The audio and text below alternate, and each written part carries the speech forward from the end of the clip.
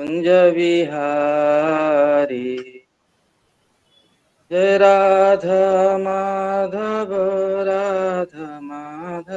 श्री राधे जय गौरनिताय गौरनिताय जय गौरनिताय जय प्रभुपाद प्रभुपाद जय प्रभुपाद जय जय गुरुदेव जय जय गुरुदेव निताय गौरा हरि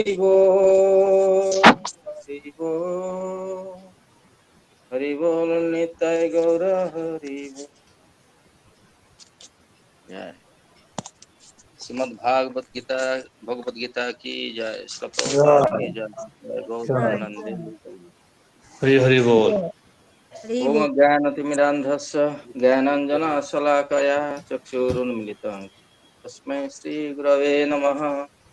नमो विष्णुपादाय कृष्णपृष्ठाय भूतले श्रीमते जयपताका स्वामिनिति नामिने नमाचार्यपादाय निताय कृपापदायिने गौरकथा धामदाय गौरामतारिणे वृन्दावै तुलसीदेव वै प्रिया वै केशवस्य च कृष्णभक्ति प्रदेवी सत्यवत्यै नमो नमः।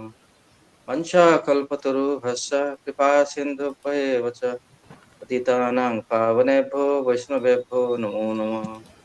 जय श्री कृष्ण चैतन्य प्रभु नित्यानंद श्री अद्वैत गदाधर श्रीवासादि गौर भक्तवृंद हरे कृष्णा कृष्ण कृष्णा हरे हरे हरे राम राम राम हरे हरे। मुखं करोति वाचालं पंगुलंघयते गिरिं यत्कृपातमः श्रीगुरु दिनतारिणं श्रीचैतन्येश्वरं परमानन्दमाधवं हरि ओम तत्सत्। তো আজকে আমরা শ্রীমদ্ ভগবদ গীতা নবম অধ্যায় রাজগুজ্জ যোগে 13 নম্বর শ্লোক আমরা অধ্যয়ন করব। মহাত্মানা তুমাম পার্থ দৈবীং প্রকৃতিমাশ্রিতা ভজন্তি অনন্য মনসো জ্ঞাত্তাম ভূতাদি অব্যয়ম। একজন অনুবাদ পড়ুন। আমি চাই সবাই পার্টিসিপেট করুন। আর সবাই যে যার তো দেখছি সব ভিডিও অফ করে রেখেছেন। আমার মনে হয় ভিডিওটা অন করে আর সবাই ইনভলভ হন, সবাই পার্টিসিপেট করুন। অনুবাদ তাৎপর্য আপনাদের মধ্য থেকেই একজন করে পড়বেন। প্রথমে অনুবাদ একজন পড়ুন, যে পড়বেন হাত তুলবেন, তাহলে বলতে সুবিধা হবে যে হ্যাঁ কে পড়ছেন। তারপরে পড়ুন অনুবাদ। হরে কৃষ্ণ প্রভু। হ্যাঁ তো কি বিনোদ প্রভু পড়েন? আচ্ছা ঠিক আছে, পড়ছি। অনুবাদ একজন পড়ুন। পড়ছি। হ্যাঁ প্রভু। নবম অধ্যায় 13 নম্বর শ্লোকের অনুবাদ। হ্যাঁ, নবম অধ্যায় 13 নম্বর শ্লোকের বঙ্গানুবাদ। হে পার্থ, মোহমুক্ত মাহাত্মগণ আমার দৈবী প্রকৃতিকে আশ্রয় করেন। তারা আমাকে সর্বভূতের আদি ও অব্যয় জেনে অনন্য চিত্তে আমার ভজনা করেন। হরে কৃষ্ণ। আরেকজন পড়ুন, তাৎপর্য পড়ুন। প্রথম প্যারাগ্রাফ একজন তাৎপর্য পড়ুন, মানে তাহলে অনেকেই মানে তাহলে কন্ট্রিবিউট করতে পারবেন। ফার্স্ট তাৎপর্যের ফার্স্ট প্যারাগ্রাফ একজন পড়ুন, তারপর সেকেন্ড প্যারাগ্রাফ আরেকজন পড়বেন। যিনি পড়বেন হাত তুলুন, বা তাহলে বুঝতে পারবো যে কি মানে কে পড়ছে বা পড়তে চাইছে। হরে কৃষ্ণ প্রভু। হ্যাঁ, শ্রীল প্রভুপাদের তাৎপর্য। এই শ্লোকে স্পষ্টভাবে যথার্থ মহাত্মার স্বরূপ বর্ণনা করা হয়েছে। মহাত্মার প্রথম লক্ষ্য হচ্ছে যে তিনি সর্বদাই দিব্য প্রকৃতিতে অধিষ্ঠিত থাকেন। তিনি কখনোই জড় প্রকৃতির অধীনস্থ নন। আর তা কিভাবে সম্ভব হয় সপ্তম অধ্যায়ে তার ব্যাখ্যা করা হয়েছে। যিনি পরমেশ্বর ভগবান শ্রীকৃষ্ণের শরণাগত হয়েছেন, তিনি অবিলম্বে জড় প্রকৃতির নিয়ন্ত্রণ থেকে মুক্ত হন। সেটি যোগ্যতা। মানুষ যখনই পরমেশ্বর ভগবানের কাছে আত্মসমর্পণ করেন, তৎক্ষণাৎ সে মায়ার বন্ধন থেকে মুক্ত হয়। সেটি মুক্তি লাভ করার প্রাথমিক সূত্র। যেহেতু জীব সত্তা ভগবানের তটস্থ শক্তি, তাই জড় প্রকৃতির নিয়ন্ত্রণ থেকে মুক্ত হবার সঙ্গে সঙ্গেই সে চিন্ময় প্রকৃতির আশ্রয় লাভ করে। চিন্ময় প্রকৃতির আশ্রয়কেই বলা হয় দৈবী প্রকৃতি। সুতরাং এভাবেই পরমেশ্বর ভগবানের শরণাগত হয়ে উন্নতি লাভ করার মাধ্যমে মহাত্মার পর্যায়ে উন্নতি লাভ করা যায়। হরে কৃষ্ণ। হ্যাঁ, সেকেন্ড প্যারাগ্রাফ আরেকজন পড়ুন। আরেকজন পড়ুন সেকেন্ড প্যারাগ্রাফ। हरे कृष्ण प्रणाम प्रभु दंडवत प्रणाम। সুস্মিতা মাতাজি। সুস্মিতা মাতাজি বলছেন, শ্রীকৃষ্ণ ব্যতীত আর কোনো কিছুর প্রতি মহাত্মা তার মনোযোগ বিক্ষিপ্ত করেন না, কারণ তিনি খুব ভালোভাবেই জানেন যে শ্রীকৃষ্ণ আদি পরম পুরুষ, তিনি সর্বকারণের পরম কারণ। এই সম্পর্কে কোনো সন্দেহ নেই। মহাত্মার এই চিত্তবৃত্তির উন্মেষ হয় না অন্য মহাত্মাদের বা শুদ্ধ ভক্তদের সঙ্গ লাভ করার ফলে। শুদ্ধ ভক্তরা শ্রীকৃষ্ণের অন্যান্য রূপের প্রতি, এমনকি চতুর্ভুজ মহাবিষ্ণুর প্রতিও আকৃষ্ট হন না। তারা কেবল শ্রীকৃষ্ণের দ্বিভুজ রূপে অনুরক্ত থাকেন। তারা শ্রীকৃষ্ণের অন্য কোনো রূপে আকৃষ্ট হন না, কিংবা অন্য কোনো দেবতা বা মানুষের বিষয়েও তাদের কোনো আগ্রহ থাকে না। তারা কৃষ্ণ ভাবনাময় হয়ে কেবল শ্রীকৃষ্ণের চিন্তাতেই মগ্ন থাকেন। তারা সর্বদা কৃষ্ণ ভাবনায় নিরবচ্ছিন্ন ভগবত সেবায় নিয়োজিত থাকেন। হরে কৃষ্ণ বন্ধু। হ্যাঁ, থ্যাংক ইউ। তো আমাদের এখানে এই শ্লোকে মহাত্মার লক্ষণগুলো বলা হয়েছে। মহাত্মারা যারা, তারা হচ্ছেন ভগবানের দৈবী প্রকৃতির আশ্রয়ে থাকেন। আর মহাত্মারা বুঝতে পারেন যে মহাত্মা নাম, এখানে যে শ্লোকে বলছেন যে মহাত্মান তু মাম পার্থ, মানে পার্থ মানে পৃথা পুত্র, মানে কুন্তী দেবীর পুত্র, তাই তাকে সেই জন্য তাকে পার্থ বলা হচ্ছে। তো এবং তারা হচ্ছে দৈবী প্রকৃতি। ভগবানের একটা পরা প্রকৃতি আছে বা দৈবী প্রকৃতি আছে, আর একটা অপরা প্রকৃতি আছে। তো যারা মহাত্মা তারা ভগবানের পরা প্রকৃতি বা উৎকৃষ্ট শক্তি বা সুপিরিয়ার এনার্জির আন্ডারে থাকেন। আর যারা মহাত্মা, যারা ভগবানের হতে পারেননি এখনো, তারা মায়া থেকে মুক্ত হতে পারেনি, জড় জগতে বন্ধনে যারা রয়েছেন, তারা এই ভগবানের দৈবী প্রকৃতি, তারা সাধারণত আমরা জীব হচ্ছি ভগবানের তটস্থ শক্তি। তটস্থ শক্তি মানে আমরা তটে আছি, যেমন নদীর তট। আমরা চাইলে ভগবানের অন্তরঙ্গা শক্তি বা দৈবী শক্তির আন্ডারে আসতে পারি, অথবা আমরা ভগবানের মায়া শক্তি বা বহিরঙ্গা শক্তি আন্ডারে চলে যেতে পারি। তো আমরা যদি ভগবানের প্রতি মোহমুক্ত হয়ে আমরা অনন্য চিত্তে তার ভজনা করি, তাহলে আমরা ভগবানের অন্তরঙ্গা শক্তি বা দৈবী প্রকৃতির আন্ডারে চলে আসব। এখানে বলা হচ্ছে যে ভগবানেরকে শরণাগত হতে হবে। শরণাগতি না হলে আমাদের ভগবানের কি, আমরা যারা মহাত্মা তারা ভগবানের প্রতি ফুললি সারেন্ডার করেছেন। ষড়ঙ্গ শরণাগতি হইবে যাহার, তাহার প্রার্থনা শুনে শ্রী নন্দ কুমার। ষড়ঙ্গ শরণাগতি কি না, ভগবান কৃষ্ণের যে সমস্ত ভক্তির অনুকূল সেই বস্তুকে গ্রহণ করা, ভক্তির প্রতিকূল বস্তুকে বর্জন করা।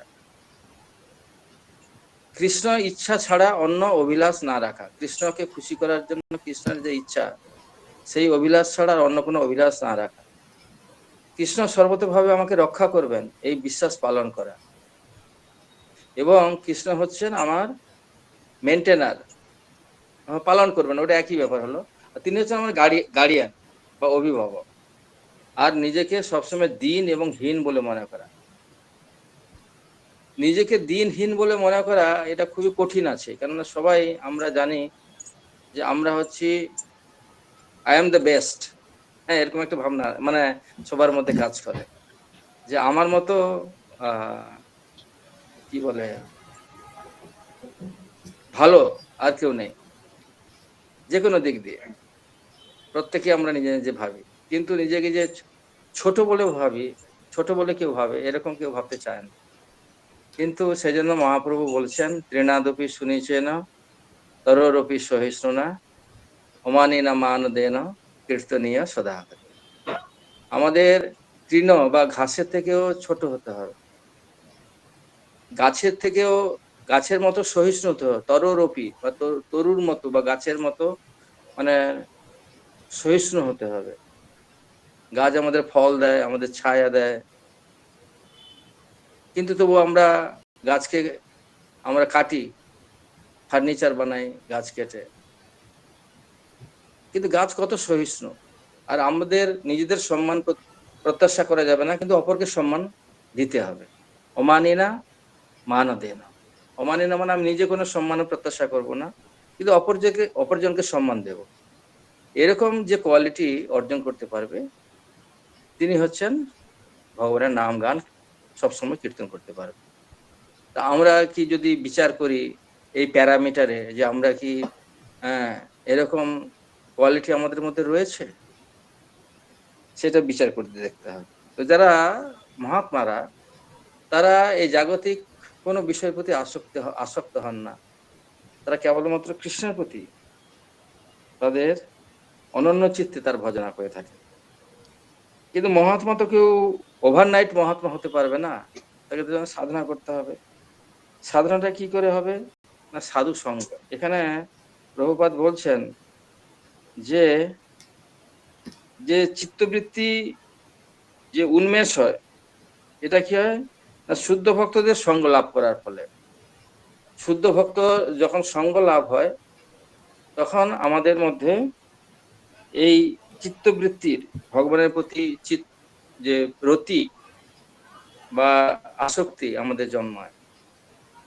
এই নারদ মুনির কাহিনী আছে, এখন চাতুর্মাস্য চলছে। এই চাতুর্মাস্য আপনারা হয়তো অনেকে শুনেছেন যে এই বর্ষার সময় এই যে আমাদের এটা তৃতীয় মাস চলছে। প্রথম মাসে শাক খাওয়া বারণ আছে, সেটা হয়ে গেছে। দ্বিতীয় মাসে দই খাওয়া বারণ ছিল, সেটা ওভার হয়ে গেছে। এখন যে থার্ড মাস চাতুর্মাস্য চলছে এটাতে দুধ খাওয়া বারণ। এই চাতুর্মাসের সময় সমস্ত সাধু মহাত্মারা তারা ভগবানের কথা আলোচনা করে, কারণ চাতুর্মাস তো বর্ষা থাকে এবং ওয়েদার অত ভালো থাকে না। সেই জন্য কি করেন সাধু মহাত্মারা এক জায়গায় ভগবানের কথা সাধনা ভজনা আর ভগবানের কথা আলাপ আলোচনা করে থাকে। তো এরকম নারদ মুনির একটা জন্মের একটা স্টোরি নারদ মুনি নিজে বলছেন যে তিনি এই সমস্ত মহাত্মারা বা সাধু সন্তরা চাতুর্মাসে এক জায়গায় যখন সাধন ভোজন করছিলেন তখন আমার মা সেখানে দাসীগিরি করতেন। দাসী মানে তাদের খাই ফরমাস খাটতেন সাধুদের। আর নারদ মুনি তখন ছোট বাচ্চা ছিল, ওই দাসীর পুত্র, দাসী পুত্র রূপে সেই জন্মে নারদ মুনি তার কাহিনী বলছেন। আমি দাসী পুত্র ছিলাম, তো সেজন্য উনাদের এই সমস্ত যে সাধু মহাত্মারা চাতুর্মাসে একসঙ্গে থাকতেন, তাদের যে রেমন্যান্স মানে তাদের যে প্রসাদ খেয়ে যাওয়ার পরে তাদের যে মহাপ্রসাদ সেটা আমি পেতাম। আর তারা যা কিছু আলোচনা করতো সেই কথা আমি শুনতাম, কৃষ্ণ কথা আলোচনা করতো। তো এইভাবে সাধু সঙ্গ করতে করতে করতে করতে করতে করতে এবং তাদের কাছে কৃষ্ণ কথা শুনতে শুনতে আমারও কৃষ্ণের প্রতি রতি জন্মায়। তো এটা কি করে সম্ভব হলো না সাধু সঙ্গের প্রভাব। সাধু সঙ্গ সর্বশাস্ত্রে কয় লবমাত্র সাধু সঙ্গ সর্বসিদ্ধি হয়। সাধুর যদি সঙ্গ করা হয় তখন আমাদের সমস্ত রকমের সিদ্ধি প্রাপ্ত হয়। প্রভুপাদ তিনি বিদেশে গিয়েছিলেন, প্রভুপাদকে দর্শন করেই অনেকে ভক্ত হয়েছে। তার তার দর্শন, তার ব্যবহার, তার কম্প্যাশন মানে তার যে কৃপা, জীবের প্রতি তার কৃপা, যে তারা কৃষ্ণ ভক্তি ছাড়া তারা সব কষ্ট পাচ্ছে জীব, যাদেরকে কৃষ্ণ ভাবনামৃত, কৃষ্ণ ভক্তি দান করা দরকার। সেই জন্য তিনি অনেক মানে অ্যাডভান্সড এজে, মানে প্রায় 70 বছর বয়সে তিনি বিদেশে গেছেন। তো সেই জন্য সে প্রভুপাদ তাদের কাছে কৃষ্ণ ভক্তি নিয়ে এসেছেন। প্রভুপাদের সঙ্গ প্রভাবে, শুদ্ধ ভক্তের সঙ্গ প্রভাবে এই বিদেশিরা, তারা যারা হিপি ছিল, তারা প্রভুপাদের সঙ্গ প্রভাবে সব হ্যাপি হয়ে গেল। হিপি থেকে হ্যাপি। তার সব বড় বড় লম্বা চুল ছিল, তারা ড্রাগ নিত, তারা সব ছেড়ে দিল। তো হিপি ছিল, তারা হ্যাপি হয়ে গেল। তো সেই জন্য বলছে যে মহাত্মা এটা কি করে হয় না, এটা সাধু সঙ্গের প্রভাবে হয়। সাধুদের সঙ্গ প্রভাবে বলা হয় যে 100 জন যদি সাধু থাকে, তার মধ্যে একটা যদি চোর থাকে, ওই চোরটা সাধু হয়ে যাবে। কেননা ওই সাধুদের সঙ্গে থাকতে থাকতে তার নেচারটা পরিবর্তন হয়ে যায়। আবার 100টা চোরের মাঝখানে যদি একটা সাধু থাকে, তাহলে জেনারেলি কি হয়, ওই সাধুটা চোর হয়ে যায় ওদের সঙ্গ প্রভাবে। সেজন্য এই যে অ্যাসোসিয়েশন, এটা আমাদের জীবনে খুবই ইম্পর্টেন্ট জিনিস। যেরকম যারা মদ খায়, যারা মদ খায় মাতালরা একসঙ্গে তারা কি বলে, গলায় গলায় বন্ধু হয়। সাধুরা তারা একসঙ্গে, সাধুরা তারা কি করে, তারা কৃষ্ণ কথা আলোচনা করে। যে যেরকম প্রকৃতি, birds of the same feather flock together, একটা ইংলিশ প্রভাব আছে। এই যে একই রকমের যে সমস্ত পাখি, তারা আকাশে উঠতে থাকে, হ্যাঁ, একই গোত্রের লোকেরা একসঙ্গে থাকে। তো সেরকম আমরা যদি সাধুদের সঙ্গে অ্যাসোসিয়েশন করি, তখন আমরা সাধু যে নেচারটা বা তার গুণগুলো আমাদের মধ্যে সঞ্চারিত হয়। এটা হচ্ছে সাধু সঙ্গের প্রভাব বা ফল।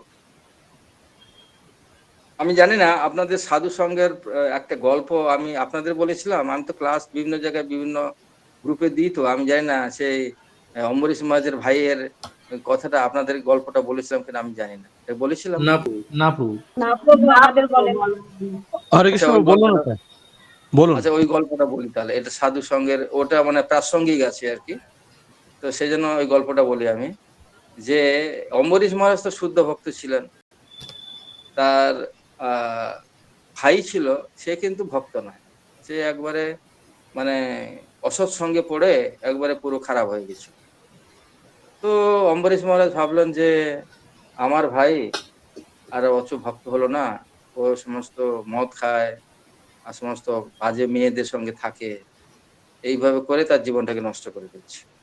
তো নারদ মুনি অম্বরীশ মহারাজের সঙ্গে যখন দেখা করতে এসেছিলেন, নারদ মুনি বলছে, নারদ মুনিকে অম্বরীশ মহারাজ রিকোয়েস্ট করলেন যে আমার ভাইটা খুব মানে পতিত হয়ে গেছে, আপনি যদি একটু তাকে অ্যাসোসিয়েশন দেন, তাকে যদি একটু দর্শন দেন, আপনার কৃপাতে হয়তো সে ওইখান থেকে ফিরতে পারে, ওই খারাপ সঙ্গ থেকে ও ফিরে আসতে পারে। তো অম্বরীশ মহারাজ যখন রিকোয়েস্ট করলেন, অম্বরীশ মহারাজ কে আপনারা জানেন হয়তো। অম্বরীশ মহারাজ ভগবানের শুদ্ধ ভক্ত ছিলেন, যার সমস্ত অঙ্গকে সে ভগবানের সেবায় লাগিয়েছিলেন।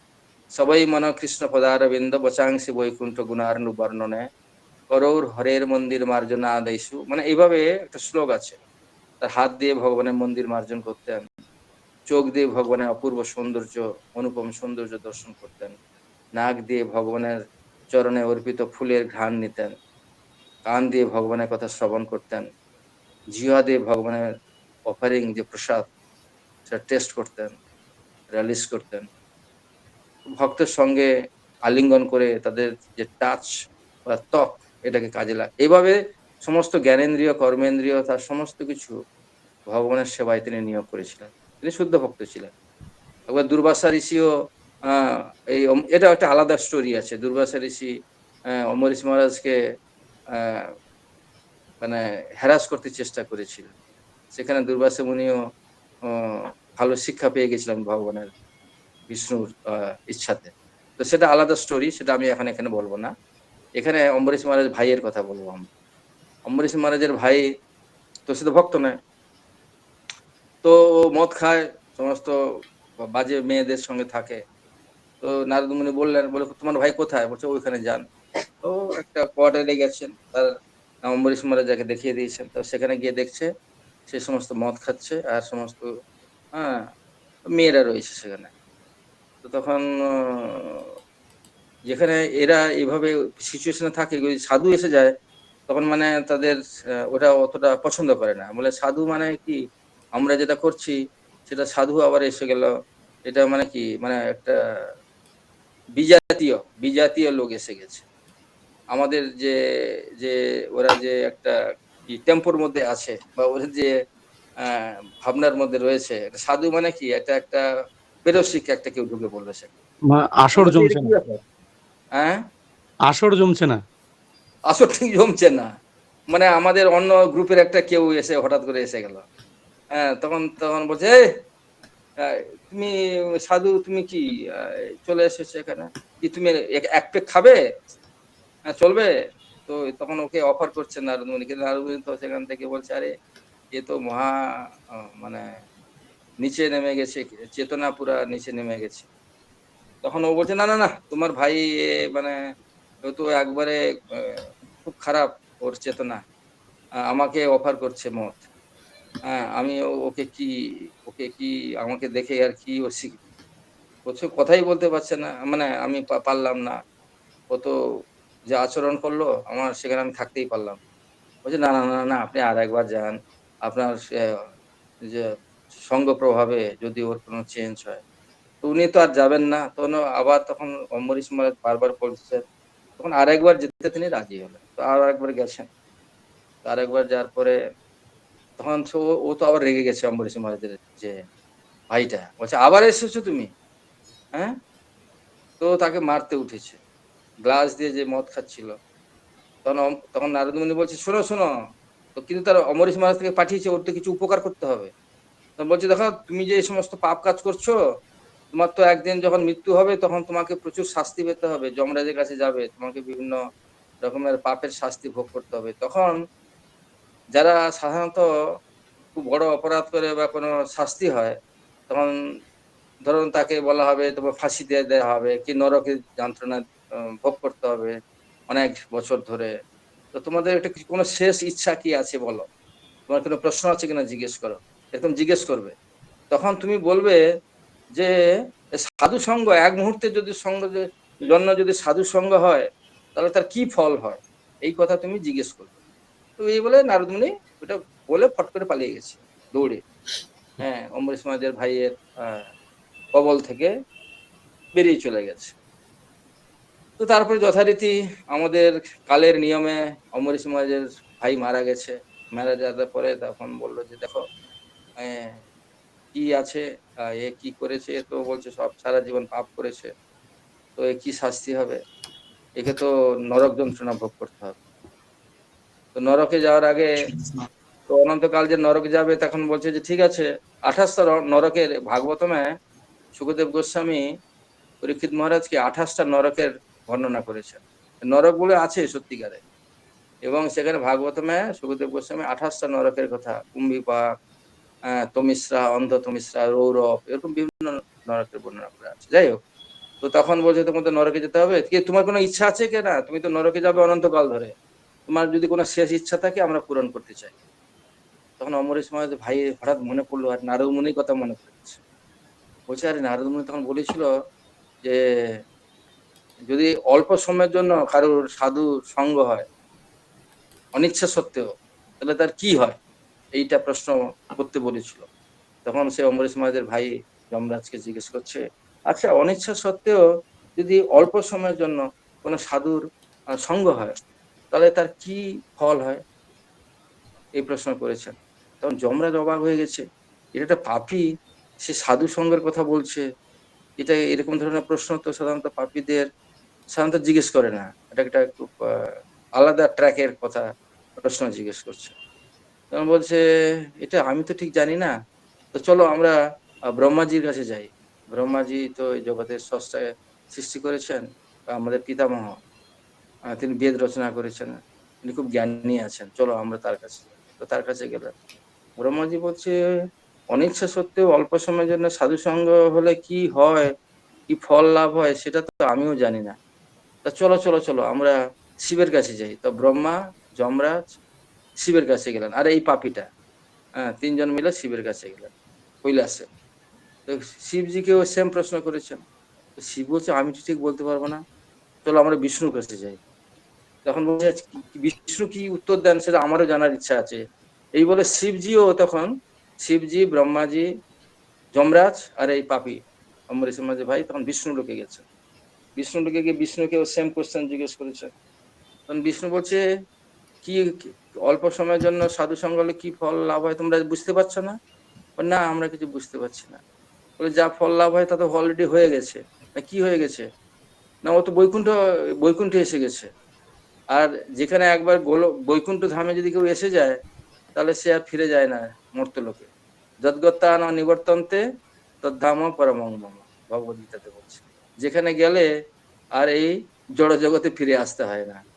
ও তো অল্প মাত্র নারদ মুনির সঙ্গ হয়েছিল, সাধু সঙ্গ করেছিল, সেই জন্য ও বৈকুণ্ঠ লোকে এসেছে, একা একা আসেনি। যাতে ওর বোরিং না লাগে, যমরাজ, ব্রহ্মা, শিব তাকে কোম্পানি দিয়ে নিয়ে এসেছো। কোম্পানি মানে সে যাতে বোরিং না ফিল করে, তারা সবাই মিলে তাকে ধরে, মানে সবাই মিলে তাকে বৈকুণ্ঠ লোকে নিয়ে চলে এসেছে, যাতে ও মানে একাকিত্ব না বোধ করে। মানে ওর জার্নিতে যদি একাকিত্ব যাতে না বোধ করে, তো সেই জন্য ওই জার্নিটা স্মুথ করার জন্য বৈকুণ্ঠে আমার কাছে নিয়ে এসেছো তোমরা মহাজনরা, শিবজি, ব্রহ্মাজি, যমরাজ, তোমরা তাকে নিয়ে এসেছো। এই হচ্ছে সাধু সঙ্গের ফল। তো নারদ মুনির মতো যদি সাধু হয়, প্রভুপাদ বলছেন যে আমি এসেছি যে তোমাদের সেই অ্যাসোসিয়েশন দেওয়ার জন্য। যার ফলে প্রভুপাদের 10,000 আমেরিকান শিষ্য ছিল, এখনো আছে, অনেকে মন্দিরে থাকে না, গৃহস্থ হয়ে গেছে। তো এই হচ্ছে এখানে যে বলছে যে যদি চিত্তবৃত্তির উন্মেষ হবে মহাত্মা বা শুদ্ধ ভক্তদের সঙ্গ লাভ করার ফলে। এই মহান ভক্ত বা শুদ্ধ ভক্তের সঙ্গ লাভ করা, এটা একটা জীবনের একটা কি বলে, একটা আমাদের কি বলে যে কত পরিবর্তন হবে, এই যে বৈপ্লবিক চেতনার পরিবর্তন হবে, সেটা আমরা কল্পনাও করতে পারবো না। যেন পরশমণির মতো, মানে পরশমণি কি টাচ করলেই যেরকম সোনায় পরিণত হয়ে যায়, সেরকম ব্যাপারটা। তো সেই জন্য এখানে বলছেন যে আর ভগবানের যারা কৃষ্ণের ভক্ত, তারা চতুর্ভুজ মহাবিষ্ণুর প্রতিও আকৃষ্ট হন না। এই যে জিনিসটা এখানে প্রভুপাদ লিখেছেন, যেরকম ভগবান বিষ্ণু, মহাবিষ্ণু বা কৃষ্ণ, এনারা মহাবিষ্ণু কৃষ্ণ থেকে আসছেন, ঠিক আছে, কিন্তু যারা কৃষ্ণের প্রতি আকৃষ্ট, তারা মহাবিষ্ণুর প্রতিও আকৃষ্ট হন না। এই কথাটা যে প্রভুপাদ লিখেছেন এখানে, সেটা তার তাৎপর্য হচ্ছে যে একবার গোপিকারা, কৃষ্ণ যখন বাঁশি বাজিয়েছিলেন রাত্রিবেলায় বৃন্দাবনে, তখন সমস্ত গোপীরা কৃষ্ণের সেই বাঁশি বংশীধ্বনি শুনে যে যেখানে ছিল, কেউ রান্না করছিল, কেউ তার স্বামীর সেবা করছিল, কেউ বাচ্চার লালন পালন করছিল, সব ছেড়ে ছুড়ে দিয়ে কৃষ্ণের বাঁশি বংশীধ্বনি শুনে সেখানে চলে এসেছে। যখন চলে এসেছে তখন তারপরে কিছুক্ষণ তারপরে রাধারানীকে নিয়ে কৃষ্ণ হাওয়া, সমস্ত গোপীদের ছেড়ে দিয়ে চলে গেছে। আবার রাধারানীকে নিয়ে যখন হাওয়া হয়ে গেলো, রাধারানী একটু গর্ব হয়ে গেছে। রাধারানী বলছে, দেখো আমি হচ্ছে স্পেশাল, সেজন্য আমাকে কৃষ্ণ নিয়ে অ্যাটেনশন দিচ্ছে স্পেশাল। তখন এই যে গর্ব হয়ে গেছে, তখন রাধারানীকে ছেড়ে দিয়ে কৃষ্ণ অন্তর্ধান করে গেছে। মানে কৃষ্ণ বুঝতে পেরেছে রাধারানী একটু প্রাউড ফিল করছে, অহংকার হয়ে গেছে। রাধারানীকেও ছেড়ে দিয়ে কৃষ্ণ অন্তর্ধান করে গেছে। অন্তর্ধান করেছে, তো সবাই খুঁজছে, গোপীরা খুঁজছে, রাধারানী খুঁজছে কৃষ্ণকে, খুঁজে না পাচ্ছে। তো তখন কৃষ্ণ নিজে বিষ্ণুরূপ ধারণ করেছে, বিষ্ণুরূপ ধারণ করে দাঁড়িয়ে আছে। বিষ্ণুকে দেখে এই সমস্ত গোপীরা, রাধারানী প্রণাম করেছে, বলছে তুমি কৃষ্ণকে যেতে দেখেছো? কৃষ্ণ কোন দিকে গেল? তুমি তো এখানে দাঁড়িয়ে আছো। তো বলছে, না না, আমি বলতে পারবো না কোথায় গেছে কৃষ্ণ। কিন্তু কৃষ্ণ নিজেই মহাবিষ্ণু, ওখানে বিষ্ণু রূপে দাঁড়িয়েছে সেখানে, তাকে প্রণাম করছে, শ্রদ্ধা করছে, কিন্তু তারা বিষ্ণুর প্রতিও আকৃষ্ট নয়। কারা? গোপিকারা। তারা কৃষ্ণকে খুঁজছে। আর এমনি মানে শাস্ত্রসম্মত ভাবে যে বিষ্ণু, মহাবিষ্ণু, একবার এর একটা কাহিনী আছে। একবার মহাবিষ্ণু চান তার লোকে, মহাবিষ্ণু মানে কারণোদকসাই বিষ্ণু, তিনজন বিষ্ণু আছে, কারণোদকসাই বিষ্ণু, গর্ভোদকসাই বিষ্ণু, ক্ষীরোদকসাই বিষ্ণু। কারণোদকসাই বিষ্ণু হচ্ছেন অনন্ত কোটি ব্রহ্মাণ্ডের স্রষ্টা। তার রোমকূপ থেকে এক একটা ব্রহ্মাণ্ড উৎপন্ন হচ্ছে, আর প্রতিটি ব্রহ্মাণ্ডে গর্ভোদকসাই বিষ্ণু প্রবেশ করেছে। আর প্রত্যেক জীবের হৃদয়ে ক্ষীরোদকসাই বিষ্ণু পরমাত্মা রূপে বিরাজ করছেন। তো এই যে মহাবিষ্ণু হচ্ছে কারণোদকসাই বিষ্ণু, প্রথম বিষ্ণু। তো তিনি চান তার তার ধামে ভগবান কৃষ্ণ যেন পায়ের ধুলো দেন।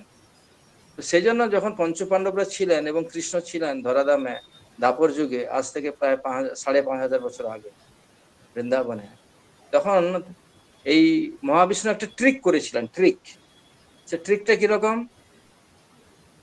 যে একটা ব্রাহ্মণের ছেলেগুলো সব মারা যাচ্ছিল। আগেকার দিনে ছিল, যদি কোনো ছেলে বা বাচ্চা কোনো রাজ্যে যদি অল্প বয়সে মারা যায়, তার জন্য রাজা হচ্ছে দায়ী, রাজা হচ্ছে রেসপন্সিবল। রাজ্যের মধ্যে কোনো পাপ হচ্ছে যে রাজা ঠিক মতো সেই পাপের কি বলে শাস্তি দিচ্ছে না, বা পাপ কেন হতে দিচ্ছেন, সেটার জন্য রাজাই আলটিমেটলি রেসপন্সিবল। তো ব্রাহ্মণের যে ছেলে মারা যাচ্ছে, তখন তারা কৃষ্ণ যুধিষ্ঠির মহারাজের কাছে এসেছে যে আমার ছেলেটা কেন অকালে মারা গেল, আপনি তার জন্য দায়ী। এটা চিন্তা করা যায় যে কারো যদি অকালে কেউ মারা যায়, তার জন্য রাজা হচ্ছে রেসপন্সিবল। কেন? রাজা রাজ্যে কোনো পাপ কাজ হচ্ছে, সেই জন্য তার ছেলে বা কোনো কিছু এরকম অঘটন ঘটছে। তো যুধিষ্ঠির মহারাজ অর্জুনকে বলে, যাও যাও যাও, ওর ছেলে কেন মারা গেল কোন তথ্য অনুসন্ধান করো। একটা ছেলে তো চলে গেছে, তো আবার যখন গর্ভবতী হয়েছে তার ব্রাহ্মণী, মানে এর ব্রাহ্মণের আর কি, তখন বলছে ওর ছেলে যাতে না মারা যায়, অর্জুন সমস্ত রকমের প্রোটেকশন দিয়ে রেখেছে, কিন্তু সেই ছেলেটাকেও মারা গেছে, অর্জুন কিছু করতে পারেননি। তখন অর্জুন বলছে আমি এত বড় একটা গান্ডীবধারী ধনুর্বিদ, হ্যাঁ, তো আমি একে ব্রাহ্মণের ছেলেটা কোথায় গেলাম বুঝতেই পারলাম না, তো আমার এই জীবন বৃথা। তখন বলছে, তখন সে নিজেকে ধিক্কার দিয়ে সে নিজের শরীরটাকে ছাড়তে যাচ্ছে। হ্যাঁ, তখন কৃষ্ণ বলছে, আরে কি করছো তুমি, এটা বুঝতে, আমি জানি ওই ছেলে কোথায় গেছে, চলো চলো আমরা যাই। তাহলে অর্জুনকে নিয়ে ভগবান কৃষ্ণ মহাবিষ্ণু যেখানে থাকেন তার লোকে, সেখানে সেই লোকে চলে গেছেন, বৈকুণ্ঠ লোকে যেখানে মহাবিষ্ণু থাকেন। তো কৃষ্ণ যখন এসেছেন, মহাবিষ্ণু শঙ্খ বাজিয়ে আদ্য অর্ঘ্য দিয়ে ভগবান কৃষ্ণকে পুজো করছেন। পুজো করে তাকে স্বাগতম জল করলেন এবং বললেন যে এটা হচ্ছে আমার ট্রিক ছিল, আমি চেয়েছিলাম আপনি কৃষ্ণের পদধূলি আমার ধামে পড়ুক। মানে মহাবিষ্ণু কৃষ্ণের প্রতি আকৃষ্ট, অন্যজন তো গেল দূরের কথা, ভগবান মহাবিষ্ণু তিনিও কৃষ্ণের প্রতি আকৃষ্ট। এটাও ভাগবতমে রয়েছে, এটা শাস্ত্রে রয়েছে। তো এই হচ্ছে গোপিকারা, তারা সবাই কৃষ্ণের প্রতি আকৃষ্ট। তো সেই জন্য যারা কৃষ্ণের প্রতি আকৃষ্ট, অনন্য চিত্তে যারা কৃষ্ণের ভজনা করেন, তারা অন্য কারোর প্রতি তাদের অ্যাটেনশনটা, তাদের ফোকাসটা একমাত্র কৃষ্ণের দিকে। আরাধ্য ভগবান ব্রজেশ তনয় তদ্ধাম বৃন্দাবন রম্মা কাচিদ উপাসনা ব্রজবধূ বর্গেন যা কল্পিতা শ্রীমদ ভাগবতম প্রমাণম অমলং প্রেম কুমার্থ মহা শ্রী চৈতন্য মহাপ্রভু মতবিদং তত্রাদরণ আপরম। হ্যাঁ, আরাধ্য ভগবান ব্রজেশ তনয়, আমাদের যে ভগবানকে আমরা আরাধনা করব, সে হচ্ছে ব্রজের ঈশ্বর। ব্রজের ঈশ্বরকে, ব্রজের ঈশ্বর হচ্ছে নন্দ মহারাজ। ব্রজেশ তনয়, তার তনয়কে মানে পুত্রকে ভগবান কৃষ্ণ। আরাধ্য ভগবান, আমরা কোন ভগবানকে আরাধনা করব? যিনি ব্রজের ঈশ্বরের তনয়, নন্দ মহারাজের পুত্র কৃষ্ণ। আরাধ্য ভগবান ব্রজেশ তনয় তদ্ধাম বৃন্দাবন, তার ধাম কোথায়? বৃন্দাবন। তাকে কিভাবে আমরা উপাসনা করব? না, ব্রজের গোপিকারা রম্মা কাচিদ উপাসনা ব্রজবধূ বর্গেন যা কল্পিতা, ব্রজবধূ বা গোপিকারা, ব্রজ বালিকারা যেভাবে কৃষ্ণের ভজনা করছিলেন, সেইভাবে আমাদের ভজনা করতে হবে। ব্রজবধূ বর্গেন যা কল্পিতা শ্রীমদ ভাগবতম প্রমাণম অমল। আর এইটা হচ্ছে শ্রীমদ ভাগবতম হচ্ছে প্রমাণ, প্রমাণ হচ্ছে কি, যত সমস্ত প্রমাণ আছে তার মধ্যে এই যে ভাগবত প্রমাণটা হচ্ছে সবচেয়ে বড় প্রমাণ। শ্রীমদ ভাগবতম প্রমাণাং অমলম, আর অমল পুরাণ, অমল মানে ভাগবতের মধ্যে কোনো স্পট নেই, কোনো স্পটলেস পুরাণ, কোনো মল নেই, অমল। অমল বা নির্মল বলতে পারেন। অমল মানে অমল মানে কোনো মল নেই, অমল পুরাণ শ্রীমদ ভাগবত। শ্রীমদ ভাগবতম প্রমাণাং অমলম, আর প্রেম ও পুমার্থ মহান।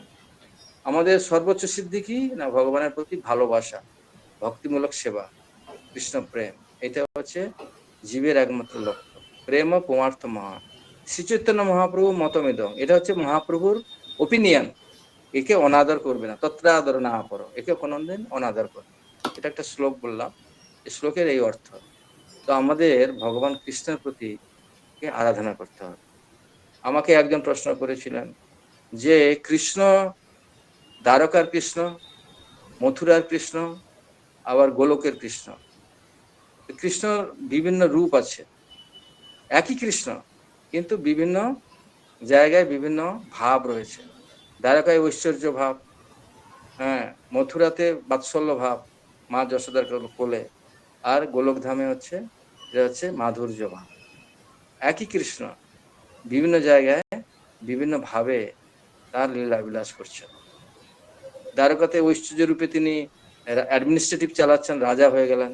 মথুরাতে মা যশোদার সঙ্গে তখন তিনি জন্মলীলা করেছিলেন, বাৎসল্য রস আস্বাদন করেছিলেন। আবার যখন বৃন্দাবনে গোলকধামে, সেখানে মাধুর্য রস আস্বাদন করছেন। যেরকম প্রভুপাদ একটা উদাহরণ দিচ্ছেন, যেরকম একটা ব্যারিস্টার কি ধরো ম্যাজিস্ট্রেট যখন কোর্টে থাকছেন, তখন তার ছেলেও যদি সেখানে যায়, তখন তাকে ডিয়ার কি মাই ডিয়ার লর্ড কিংবা ইয়োর অনার এরকম করে সম্বোধন করতে হয় তার বাবাকে। কিন্তু তার বাবা যখন বাড়িতে চলে আসে তখন কোনো ফর্মালিটি থাকে না, ইনফর্মাল হয় তখন সেখানে। কিংবা তার নাতি সেই ম্যাজিস্ট্রেটের উপরে, হয়তো ম্যাজিস্ট্রেটকে বলছে দাদু তুমি ঘোড়া হও, আমি তোমার উপরে চড়বো, তো সেখানে কোনো ফর্মালিটি নেই। একই লোক কিন্তু বিভিন্ন জায়গায় বিভিন্ন রকমের ডিলিংস হচ্ছে। সেখানে তার ছেলে কিংবা নাতি যেই হোক ইয়োর লর্ড বলতে হবে বা ইয়োর অনার বলতে হবে, কিন্তু বাড়িতে যখন আসে তখন তাকে ঘোড়া বানিয়ে তার নাতি তার উপরে চড়ছে। সেখানে রসগত ভেদ বা বিভিন্ন জায়গার ভেদ। সেরকম বলা হচ্ছে যে কৃষ্ণ তার বিভিন্ন রস, ঐশ্বর্য রস, বাৎসল্য রস, মধুর রস, এরকম বিভিন্ন রসের সঙ্গে বিভিন্ন ডিফারেন্সের জন্য একই কৃষ্ণ তার বিভিন্ন রকমের ডিলিং করছে। এগুলো হচ্ছে সব সূক্ষ্ম সূক্ষ্ম ডিটেলস গুলো, জিনিসগুলো আপনাদেরকে জাস্ট একটু টাচ করলাম আর কি। তো সেই জন্য এখানে বলা হচ্ছে যে আমাদের কোন রকমের কোন দেবতার প্রতি আকৃষ্ট, দেবতাদের কথা তো বলা দূরের কথা, মহাবিষ্ণু আমাদের বিষ্ণু, আমাদের যদি গোলকধামে যেতে চাই তাহলে কৃষ্ণের প্রতি কেবলমাত্র আমাদের মনোনিবেশ করতে হবে। দেবতা বা মানুষের কথা তো দূরের কথা। আজকাল তো ভগবান তো গেল দূরের কথা, দেবতা তো গেল দূরের কথা, এখন মানুষকে লোকে পূজা করে। আমি যখন বম্বেতে ছিলাম, সেখানে একজন ছিল চার্লি চ্যাপলিনের পূজা করতো, চার্লি চ্যাপলিন। আবার অনেকে আছে অমিতাভ বচ্চনের পূজা করে, কেউ আবার সচিন তেন্ডুলকারের পূজা করে, কেউ আবার বিরাট কোহলির পূজা করে। এরকম বিভিন্ন জন যে যাকে ভালোবাসে, তার হিরো বা তার হচ্ছে আইডল, আমরা বলি এ হচ্ছে আমার আইডল, আমি তাকে ফলো করি, ঠিক আছে?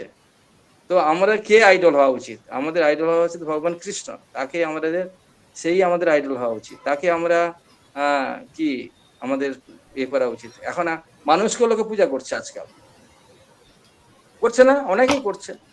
অনেকে তার বাড়ি ছবি রেখে প্রতিদিন ফুল দেয়, ফুল দিচ্ছে, আমি দেখেছি।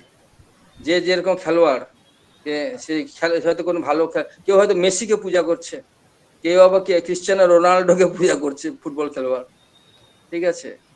তো এরকম এরকম যে যেরকম সে সেরকম মানে কি তার ফলোয়ার হয়ে, তার কি বলে, তার ফলোয়ার হয়ে যাচ্ছে। এবার এই হচ্ছে আমার হিরো, আমার হচ্ছে আমি তাকে ফলো করি।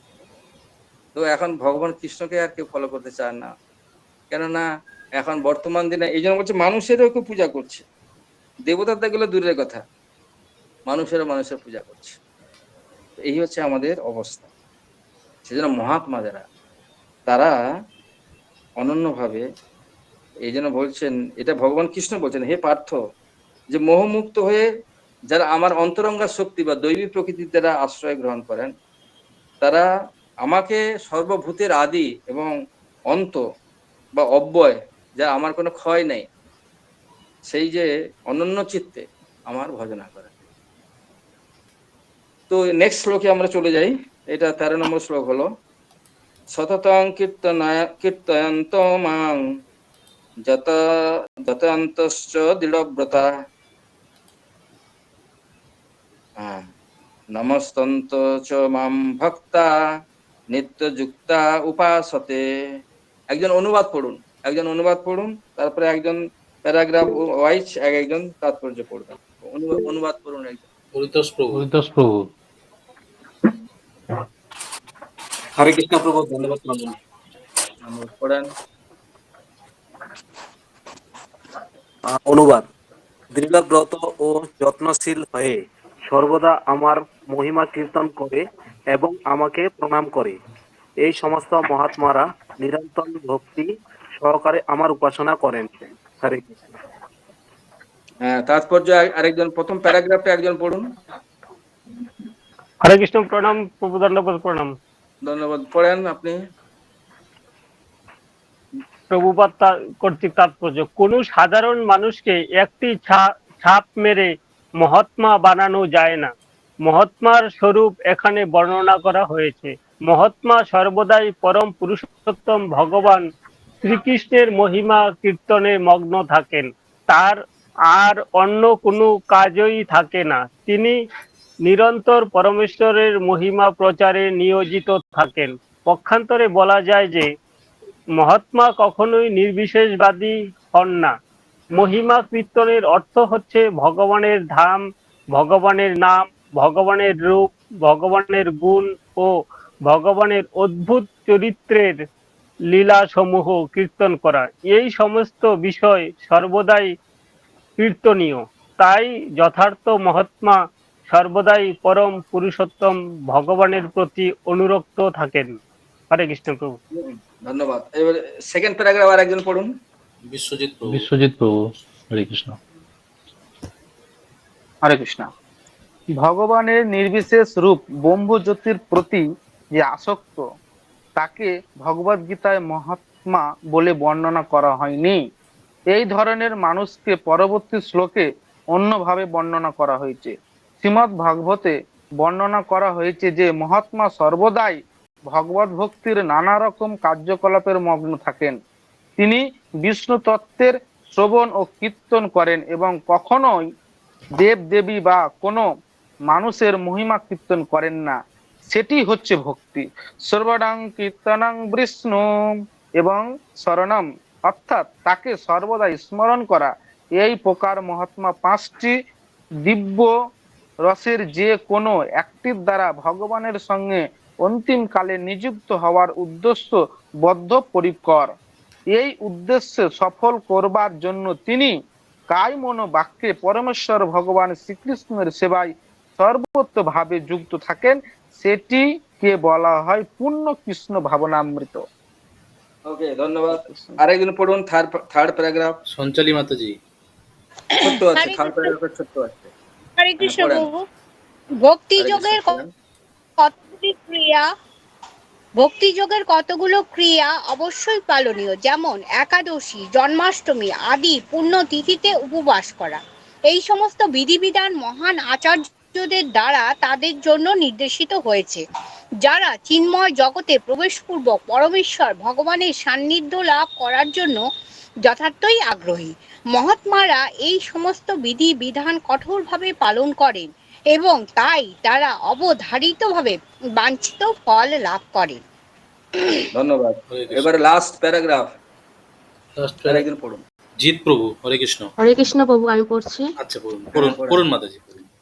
এই অধ্যায়ে 2য় শ্লোকের বর্ণনা অনুসারে এই ভক্তিযোগ কেবল সহজ সাধ্যই নয়, তা অত্যন্ত আনন্দের সঙ্গেও সম্পাদন করা যায়। এর জন্য কোনো কঠোর তপস্যা বা কৃচ্ছ সাধনের প্রয়োজন হয় না। সদ্গুরুর তত্ত্বাবধানে গৃহস্থ, সন্ন্যাসী বা ব্রহ্মচারী রূপে যে কোনো স্তরে এবং পৃথিবীর যে কোনো জায়গায় পরমেশ্বর ভগবানের উদ্দেশ্যে ভক্তি সাধন করার মাধ্যমে যথার্থ মহাত্মায় পরিণত হওয়া যায়। হরে কৃষ্ণ। তো এখানে এই শ্লোকটাতে বলা হচ্ছে যে প্রথম প্যারাগ্রাফ কি বলা হচ্ছে যে হ্যাঁ, সততং কীর্তয়ন্তু মাং, মানে যারা মহাত্মা তারা সবসময় ভগবানের মহিমা কীর্তন করে থাকে। এবং তারপরে কি হচ্ছে না, আমাকে প্রণাম করে, দৃঢ়ব্রত হয়ে তার মহিমা, ভগবানের মহিমা কীর্তন করেন, তাকে প্রণাম করেন। এই সমস্ত মহাত্মারা নিত্যযুক্ত হয়ে ভক্তি সহকারে আমার উপাসনা করে থাকে।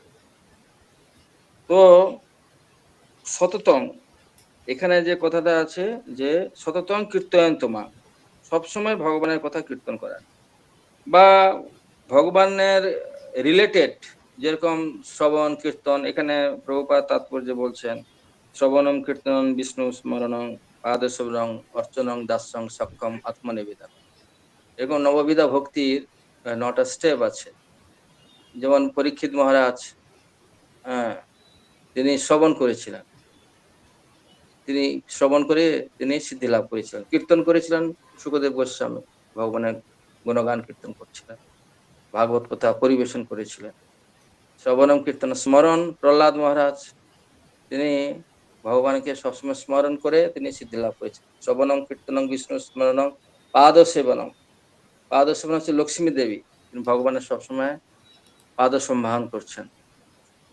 শ্রবণম কীর্তনম বিষ্ণু স্মরণং পাদ সেবনং অর্চনং, অর্চনা হচ্ছে পৃথু মহারাজ, পৃথু মহারাজ অর্চনের মাধ্যমে ভগবানকে খুশি করেছিলেন। অর্চনং বন্দনং, বন্দনা হচ্ছে কৃষ্ণের আঙ্কল অক্রুর, তিনি ভগবানের বন্দনা করতেন কৃষ্ণের। শ্রবণম কীর্তন বিষ্ণু শ্রবণং অর্চনং বন্দনং পাদসেবন হয়ে গেল দাস্যং, দাস্যং হচ্ছে হনুমান, ভগবানের রামচন্দ্রের একনিষ্ঠ দাস ছিলেন, সেবক ছিলেন।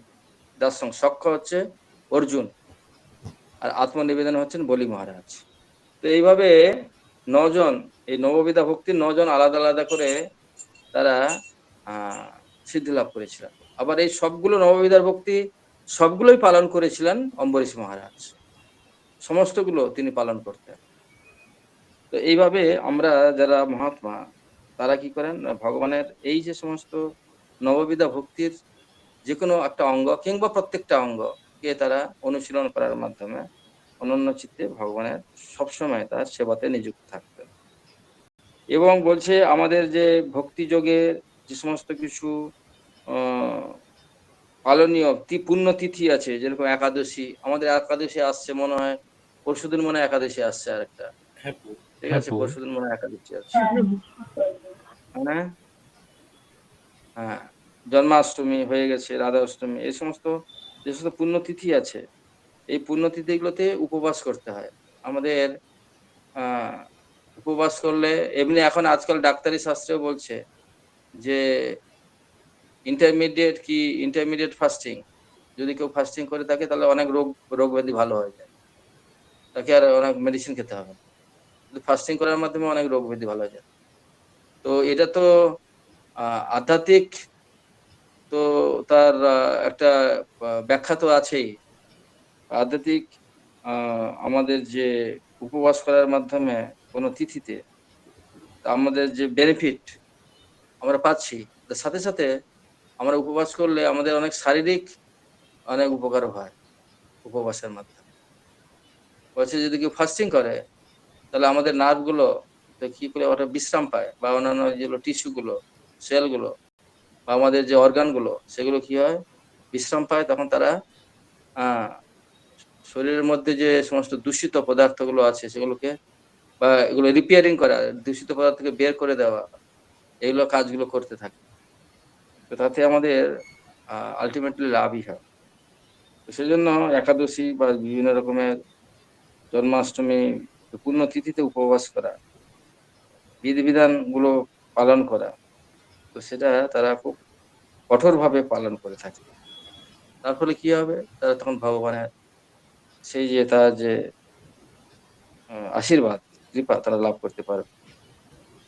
তো তো বলছে যে এই যে ভক্তিযোগ, এটাকে খুব আনন্দ সহকারে আমরা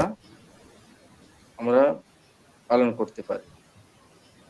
সুসুখম কর্তুম অব্যয়ম, ভগবদ্গীতার এই যে দ্বিতীয় শ্লোকে এখানে বলছেন যে কোনো সন্ন্যাসী, গুরু, গৃহস্থ, সদ্গুরু, তত্ত্ববোধনা, যে কোনো জায়গায় যে কোনো অবস্থায় পরম পুরুষোত্তম ভগবানের ভক্তি সাধন করার মাধ্যমে আপনি যে কোনো যে মন্দিরে থাকলে যে মহাত্মা হতে হবে, মহাত্মা হবে, যারা বাড়িতে থাকবেন তারা মহাত্মা হতে পারবেন না, এরকম কিন্তু না। যে যেখানে থাকবেন, সে বাড়িতে থাকুন, গৃহে থাকুন, বনে থাকুন, সদা হরি বলে ডাক। আপনি বাড়িতে থাকুন, বনে থাকুন, আশ্রমে থাকুন, মন্দিরে থাকুন, ভগবানকে ভালোবাসা বা তার নিয়মগুলো পালন করাই হচ্ছে আসল কথা। সে যেখানে, যদি আপনি যেখানেই থাকুন, হ্যাঁ, সেটা আপনি সেখানে মহাত্মা হতে পারবেন। সেই জন্য ভক্তিবিনোদ ঠাকুর বলছেন, যেদিন গৃহেতে ভজন দেখি, গৃহেতে গোলক ভাই। যেদিন বাড়িতে ভজন হয়, কীর্তন হয়, তখন গৃহটা গোলক বৃন্দাবনে পরিণত হয়। তো সেজন্য আপনারা বাড়িটা, একটা বাড়ি গোলক বৃন্দাবন করতে পারেন। বাড়িতে থেকে বাড়িটাকেও গোলক বৃন্দাবন, আপনার বৃন্দাবন ঘুরতে যাবেন বলে কার্তিক মাসে বৃন্দাবন ঘুরতে যাব, কিন্তু বাড়ির মধ্যে সেরকম একটা অ্যাটমসফিয়ার ক্রিয়েট করুন যেটা আপনার বাড়িটা গোলক বৃন্দাবনে পরিণত হয়ে যায়। ভক্তিবিনোদ ঠাকুর তাই বলছেন, যেদিন গৃহেতে ভজন দেখি, গৃহেতে গোলক ভাই। যেদিন বাড়িতে ভজন হচ্ছে, কীর্তন হচ্ছে, বাড়িতে সবাই মিলে আপনার ফ্যামিলি মেম্বার যারা রয়েছেন, ছেলে মেয়ে স্ত্রী, হ্যাঁ, আপনারা ভজন করুন, ভগবানের আরতি করুন, ভোগ লাগান।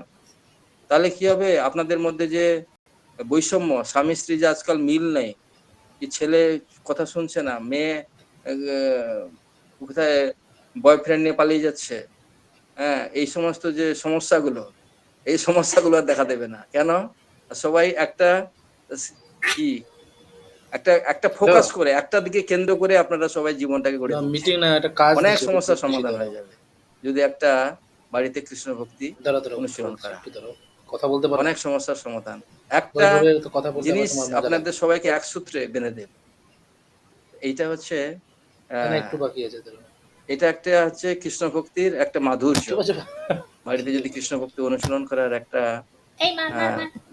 চমৎকার একটা কি ফল আমরা লাভ করতে পারি, ঠিক সমস্ত আছে। পরিবারকে একটা সূত্রে বাঁধতে পারি, একটা বাড়িটাকে গোলক বৃন্দাবনে পরিণত করতে পারি, যদি আমরা কৃষ্ণকে ভক্তি অনুশীলন করি। ওকে, আমার মনে হয় টাইম হয়ে গেছে। আমি যদি দু একটা প্রশ্ন থাকে আমি প্রশ্ন নেব, তারপরে, কেননা আমাদের, হ্যাঁ, টাইম হয়ে গেছে, তাই না? কৃষ্ণ, 1-2 মিনিট বাকি আছে মনে হয়। তো যদি কারো কিছু প্রশ্ন থাকে বা কেউ কিছু মন্তব্য করতে চান, আমরা আলোচনা করতে পারি।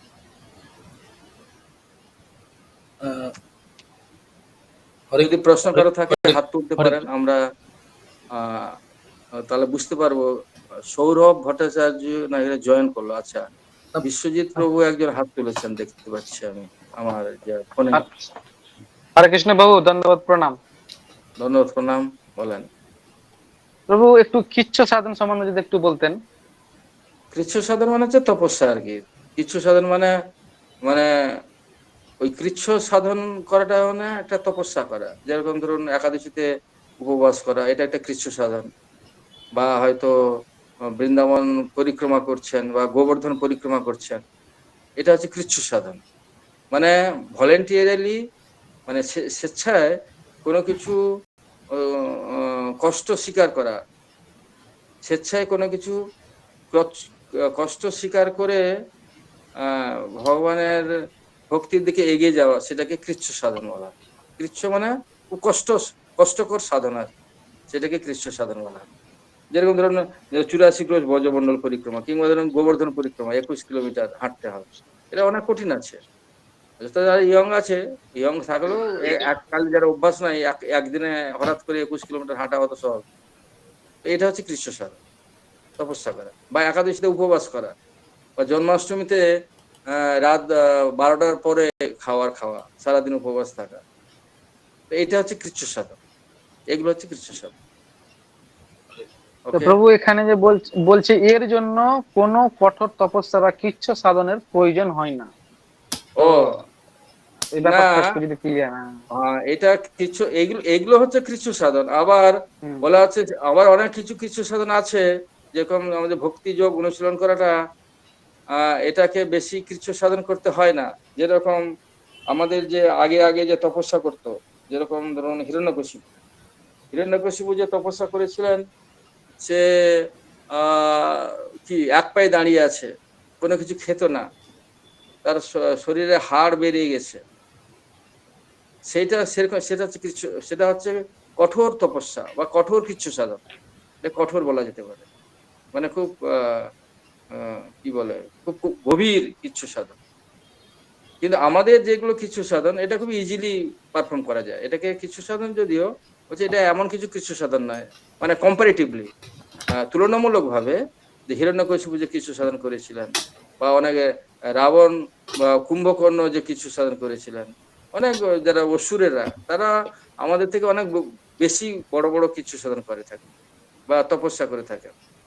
আমরা তো সেই হিসাবে প্র্যাকটিক্যালি কিছুই করছি না দেখতে গেলে। সেই কম্পারেটিভলি আমাদের সেরকম কিছু সাধন করতে হচ্ছে না, মানে ওই তুলনামূলক ভাবে বলা হচ্ছে। আচ্ছা আচ্ছা কিন্তু আমাদের তো অল্প কিছু কিছু সাধন করতে হচ্ছে, যেরকম ধরুন হুম।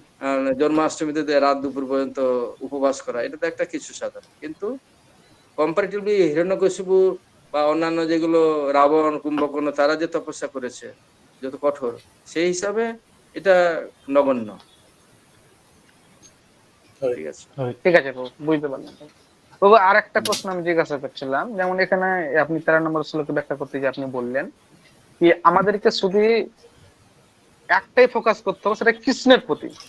যেন কি একজন শুদ্ধ ভক্ত হয়তো অন্য অন্য রূপ যা আছে, নৃসিংহদেব, রাম অবতার, অন্য যে অবতার আছে, তারকে বিষ্ণু অবতার, নারায়ণ, তারকে সম্মান করেন বা তাদেরকে শ্রদ্ধা করেন, কিন্তু আমাদের আসক্তি হওয়া উচিত কৃষ্ণের প্রতি। হ্যাঁ, তো কোন ভক্ত যদি ধরেন কি যে মানে কৃষ্ণকে ঠিক রাধা কৃষ্ণকে কি করছে, তারপর আবার নৃসিংহ ভগবানের প্রতি আসক্ত হচ্ছে বা গুরু মহারাজের প্রতি আসক্ত হচ্ছে, তো তার কি মানে শুদ্ধ ভক্তিটা ঠিক হচ্ছে না, না কেমন কি? তো এই ব্যাপারে যদি একটু। না, এক একজন এক এক রকমের। এখানে যারা মহাত্মা, এখানে এই শ্লোকে পার্টিকুলারলি বিশেষ করে বলছে যে কৃষ্ণের প্রতি আমাদের আসক্ত হওয়া দরকার, অনন্য চিত্তে কৃষ্ণের ভজনা করা দরকার। অন্যান্য যারা বিষ্ণু তত্ত্ব মানে নৃসিংহদেব, রাম কি বা অন্যান্য যে সমস্ত অবতার রয়েছেন, তারাও কেউ যদি তাদের ভক্ত হয় তাহলে কোনো অসুবিধা নেই। কিন্তু এক একজনের এক এক রকমের কি বলে প্রতি আসক্তি থাকে। কেউ হয়তো দেখা গেল যে রামের প্রতি আসক্ত, রামের মর্যাদা পুরুষোত্তম রাম, তো সে অনেকে রামের প্রতি খুব মানে ভক্তি করে করে থাকেন। কেউ হয়তো দেখা গেল নৃসিংহদেবের প্রতি ভক্তি তার মানে প্রগাঢ় রয়েছে। কেউ হয়তো দেখা গেল যে ভগবানের অন্য বিষ্ণু লক্ষ্মী নারায়ণের প্রতি হয়তো তার শ্রদ্ধা ভক্তি বেশি আছে। এটাতে অসুবিধা কিছু নেই। এখন এখানে কিছু রসগত পার্থক্য আছে। রসগত মানে বৈকুণ্ঠ লোকে যদি লক্ষ্মীনারায়ণের কাছেও যায়, সেখানে জন্ম মৃত্যু জরা ব্যাধি চক্র নেই, কিন্তু সেখানে ওই রসগুলো সবগুলো রস নাই। যে 5টা রস মানে আছে না, এখানে প্রভুপাদ একটা দ্বিতীয় পরের শ্লোকটাতে একটা যে কোনো একটা বললেন। রসের সঙ্গে সম্বন্ধযুক্ত হয়ে ভগবানের সঙ্গে সম্পর্ক করতে পারে। শান্ত রস, দাস্য রস, মুখ্য মুখ্য রস আছে, টোটাল 12টা রস আছে। ভক্তিরস সমিতি সিন্ধুতে রূপগোস্বামীপাদ বলছেন। হ্যাঁ, 7টা গৌণ রস আর 5টা হচ্ছে মুখ্য রস। মুখ্য রস কি? শান্ত, দাস্য, সখ্য, বাৎসল্য, মধু। শান্ত শান্তভাবে, যেমন বৃন্দাবনের ময়ূর, যারা হরিণ বা গাভী, এরা হচ্ছে ভগবানের শান্ত রসের ভক্ত। দাস্য রসের ভক্ত চিত্রপত্র, এরা হচ্ছে ভগবানের জন্য ফুল এনে দেওয়া বা ভগবানের জন্য ফরমাস খাটা, এগুলো হচ্ছে দাস্য মানে সেবক। সক্ষম হচ্ছে ভগবানের বন্ধু বান্ধব, যেরকম সুবল, পশুদাম, শ্রীদাম, এরা হচ্ছে ভগবানের বন্ধু, সখ্য রস। বাৎসল্য রস যেরকম মা যশোদা, নন্দ মহারাজ, হ্যাঁ, তাদের মধ্যে বাৎসল্য রস ভাব আছে। আর মাধুর্য রস রাধারানী বা গোপিকারা। তো এরা হচ্ছে এইভাবে বিভিন্ন রসের সঙ্গে সম্বন্ধযুক্ত হয়ে, এই যে গোলক ধামে কৃষ্ণ, ওখানে সবগুলো রস আছে, ঠিক আছে। কিন্তু লক্ষ্মী নারায়ণে সেখানে কি আছে? শান্ত আছে, দাস্য আছে, আর সখ্য আছে। সখ্যটা সম্ভ্রমযুক্ত সখ্য আছে। সখ্য রসের আবার দুটো ক্যাটাগরি আছে, প্রত্যেকটা রসের ক্যাটাগরি আছে। সখ্য রসের ক্যাটাগরিটা কিরকম? বৈকুণ্ঠ লোকে লক্ষ্মীনারায়ণের কেউ যদি ভক্ত হয়, সেখানে শান্ত দাস্য সখ্য আছে, এবং সেই সখ্যটা হচ্ছে